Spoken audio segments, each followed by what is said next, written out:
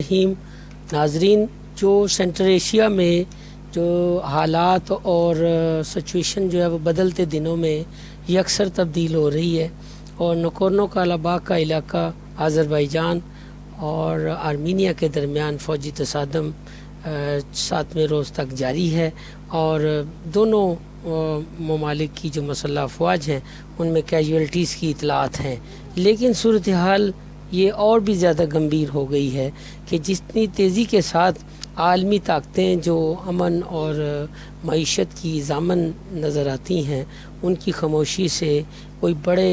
तूफ़ान का पेशखामा भी हो सकती है। हालात यकसर तौर पर जंगें किसी भी मसाइल का हल नहीं होती, लेकिन दूसरी तरफ कमज़ोर मुल्कों पर कब्ज़ा करके चढ़ दौड़ना और उनके ऊपर फ़ौज कशी कर देना ये भी अच्छी रवायत नहीं है और किसी भी सूरत महज़ब ममालिक और महज़ब मुल्कों की दुनिया में ये चीज़ नापसंदीदगी और गैर फितरी समझी जाती है।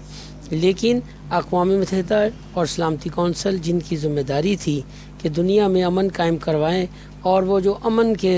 रखवाले और ज़ामन मुल्क हैं उनकी भी ज़िम्मेदारी थी कि वो यकसर तौर पर दुनिया में तनाज़ात को ख़त्म करवाएं और उन तनाज़ात के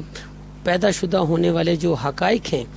उसके जो लाजमी जुज़ हैं उनके ऊपर गौर व फिक्र करके और ये मामलात बातचीत के ज़रिए हल करवाते। लेकिन ऐसा नहीं हुआ और मसाइल जूं के त्यों पड़े हैं और इतना अरसा गुजर जाने के बाद भी हालात सबके सामने हैं। आने वाले वक्तों में ये सिलसिला किस तरफ चलेगा और इसमें क्या ये पहला सवाल तो ये है कि ये कोई तीसरी जंग आलमी जंग का पेशखामा ना हो और इसमें दूसरे ममालिक भी कूद पड़े। लेकिन पाकिस्तान के बारे में इस किस्म की यूट्यूब के ऊपर या सोशल मीडिया के ऊपर ऐसी गैर ज़िम्मेदाराना बातें करना कि पाकिस्तान की आर्मी जो है वो वहाँ पर बराह रास्त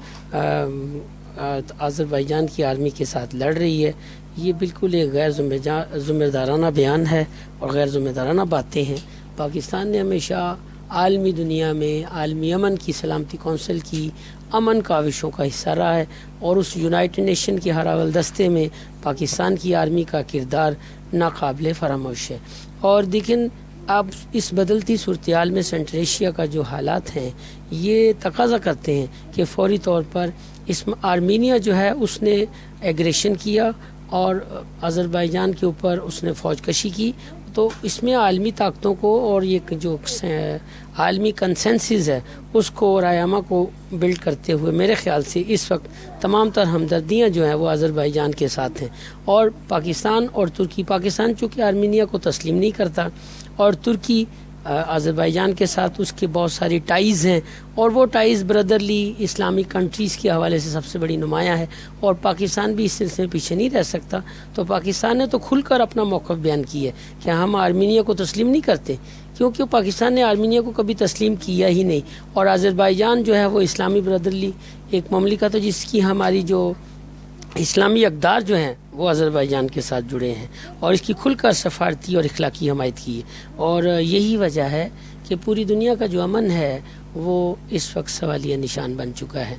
तो जितनी जल्दी हो सके ये ज़रूरी है कि जो इस पूरी दुनिया के जो आलमी इदारे हैं जिनकी ज़िम्मेदारी है कि वो अमन कायम करें और इस तरह से अमन पसंद ममालिक के लिए एक तशवीश की लहर भी है कि अगर ये जंग तवालत इख्तियार करती है तो कौन कौन से ममालिक इससे जो इसकी जद में आएंगे और आखिर सोवियत यूनियन यानी रूस कब तक